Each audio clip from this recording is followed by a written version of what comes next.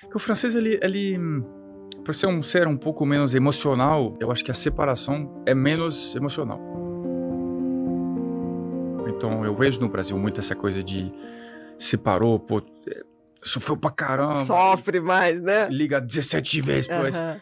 Chora! É. Ouve música de fossa, Corno, de corno. daqui a pouco vira cantor sertanejo, ganha 1 milhão cantando a história. Exatamente. O francês tem um pouco menos. As histórias, da mesma forma que elas são menos trágicas no final, são talvez um pouco menos intensas no início também, por exemplo. Eu vejo no Brasil, uma coisa que eu falo no meu show, às vezes o cara tá namorando faz 7 minutos, o cara já posta nas redes sociais. Presente de Deus. Não, isso é terrível. É engraçado. Mas pode apostar. Quem bota muito de relacionamento em rede social não dura muito. É mesmo? Eu acho. E quem posta zero?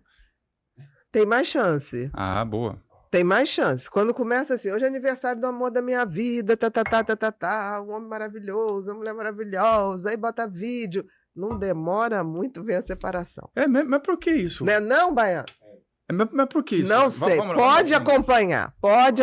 Eu acho que quando tem muita necessidade de mostrar, é que nem a tal da ostentação. Acho que uma pessoa que precisa ostentar tanto, aquilo não está bem resolvido dentro dela.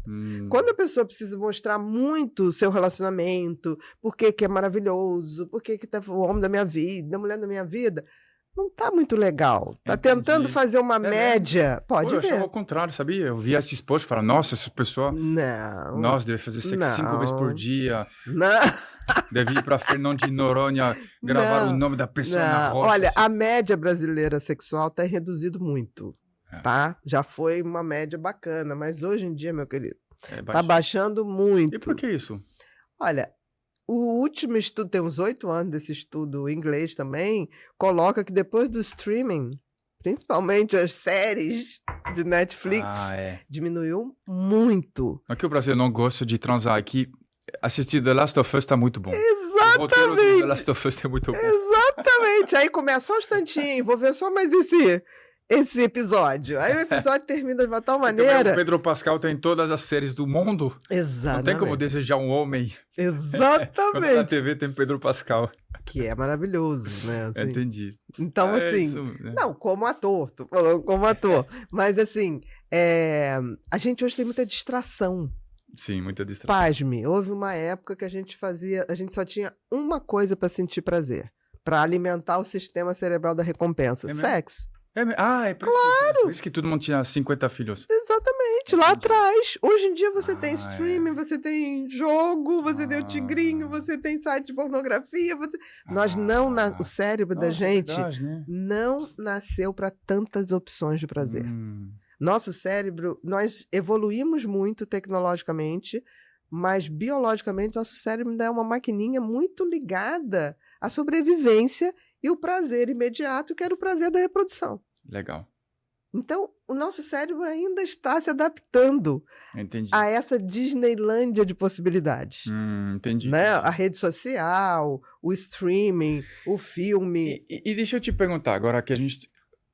Nas gerações anteriores tinha muito filho. Na França deve ter sido assim também, que eu não lembro quando, mas deve ter tido gerações que tinham 10 filhos também. Muito tempo atrás. Mas não tinha um entendimento assim, é curiosidade minha, não tem nada a ver com o tema, mas não tinha um entendimento de, por exemplo, vamos fazer sexo porque é uma coisa que a gente gosta, mas a gente não vai se reproduzir, então vamos usar de tecnologias de contracepção, nem que seja o coitus interruptus.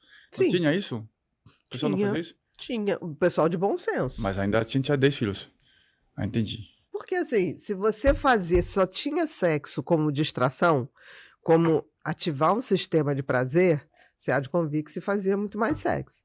Se você abriu a porta das possibilidades de prazer imediato, a competição ficou braba.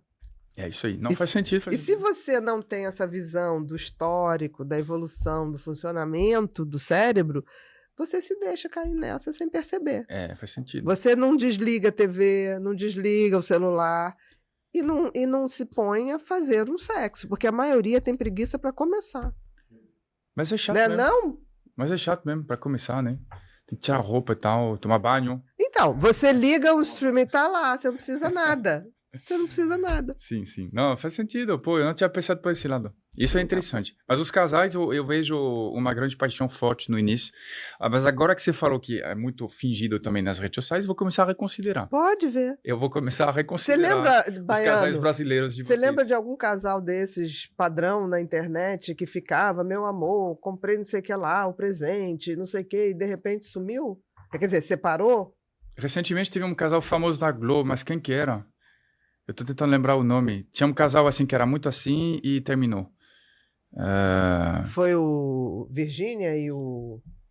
Foi um caso recente. Qual foi? Como é o nome do menino? Esqueci, filho do... Zé Felipe? Zé Felipe. Né? Aquilo era toda hora, declarações de amor. Ela deu um avião para ele de presente, com os filhos pintados no avião. O Macron me deu um avião? Não, tudo bem. Não, me deu no avião. Te deu uma carona. Essa piada não te sai. deu uma carona. Não, te deu uma carona. Ele não te deu um avião. Te deu uma entrevista. Te deu uma carona. Te deu uma carona. É diferente. Entendeu? Mas deu um assim, avião pra ele. Deu. Aí é outro nível. E aí eu acho que agora já venderam o avião, né? Eu acho que o pai dele comprou o avião. Não sei, mas assim... Era uma coisa que toda hora a gente falava, nossa, que casal, né? Aí toda vez que tinha um filho, aquele filho era... Igual você falou, talvez seja uma coisa de postar para se tranquilizar internamente, alguma coisa assim. Ou, sei lá. Porque, por exemplo, a ostentação, isso é um ponto também. O ponto da ostentação, eu sempre me perguntei de onde vem, mas eu acho que tem uma coisa de mostrar status, né? Alguma coisa Com certeza. E repara aqui, engraçado, a gente está gravando o Rio aqui. O Rio, na Zona Sul, tem muitos velhos ricos. É o rico que está rico já faz 50 anos. Uhum. Ou mais, digo, 100. Mas essa galera não ostenta. Essa galera não tá... Não. Essa galera não ostenta, tu vê? Eles estão num carro, Eu fui no bairro Urca, fui andar. Urca. Que é um bairro bem de velho dinheiro mesmo. Cara, os carros lá na rua eram os carros simples, de classe média, ou até classe média baixa. Engraçado, né? O povo... E o francês é muito assim também. Ele tem um carro... O cara tem 10 milhões, mas ele tem um carro ralé. Um Peugeotzinho. Mas nem os melhores. Ele tem um Peugeot 205, de 2005. Nossa, uma tia minha é médica, não deve ter 10 milhões, mas ganha bem. Mas ela tinha um carro de 95, deve ter até hoje, carro de 1995. E tá andando, e tá direitinho, tá ótimo. Se veste mal, minha tia, todo respeito à minha tia, mas se veste... Não, ela não se importa com isso. Ela se importa menos. Se importa e então ela é curiosa essa coisa de não ostentar. O francês é muito fisgado com isso. Não pode ostentar. Tá se vestindo muito... O sapato tem que ser escuro, a roupa tem que ser escura. Se você for um pouco doido da cabeça, vai num cinza, para mostrar que você é exuberante. Mas é o máximo que você possa fazer. Mas eu acho que isso está ligado à guerra. Maquiagem baixa. Eu acho que isso está ligado a países que viveram a guerra. Até não chamar a atenção. Mas tem uma outra explicação. Qual? Que é uma vertente do catolicismo que chama jansenismo, que foi muito forte no século XVII. Desculpa, jansenismo. Sou um cara muito inteligente. E aí eu sei de muita coisa, pessoal. É o momento que você... Não, mas o jansenismo... Ele cultura. Foi humor também é cultura. Humor Vamos também. lá. Uma boa maneira de... Um bom slogan. O jansenismo foi uma vertente do catolicismo que era extremamente austera, que pronava, que exaltava e instaurava essa coisa de ser sempre muito austero, o corpo é uma coisa ruim, o que vale é o espírito só, a vaidade é uma coisa terrível. Então se instaurou uma cultura de cuidar pouco do corpo. Entendi. Inclusive o francês tem isso até hoje. Você vê o dente da gente, vocês têm uns dentes muito cuidados comparados aos nossos. O brasileiro é impressionante. Ele começa com um palitinho na mesa, daqui a pouco vai para o banheiro fio dental. Fio dental, escova, aí tem um spray bucal, 2 chicletes, aí daqui a pouco tem um enxaguante bucal do Paraguai de eucalipto termonuclear, alguma coisa fortinha. E o dente fica impressionante. Esses são uns dentes que são lindos. Eu reparei, esses não fumam também. Isso ajuda também. Quem tem TDAH não deixa de ser TDAH. O TDAH é um transtorno do neurodesenvolvimento. Isso significa que é um jeito de funcionamento cerebral, que é seu e é único. Então, você sempre terá TDAH. Agora, ele pode nunca te deixar na mão. Esse cérebro pode ser transformado de tal maneira que você só vai lidar com o que tem de bom. Não fique com essa questão de tipo assim, eu nunca vou conseguir. Vai conseguir, porque a gente está disponibilizando nesse curso todas as condições, as tecnologias mais avançadas, os remédios, tudo que vão te favorecer. Vai precisar de remédio? Talvez não. Agora esteja disposto a se transformar e fazer de você a melhor versão de você de todos os tempos. Vamos juntos nessa jornada de autodescoberta? Faça sua inscrição e transforme sua vida hoje mesmo.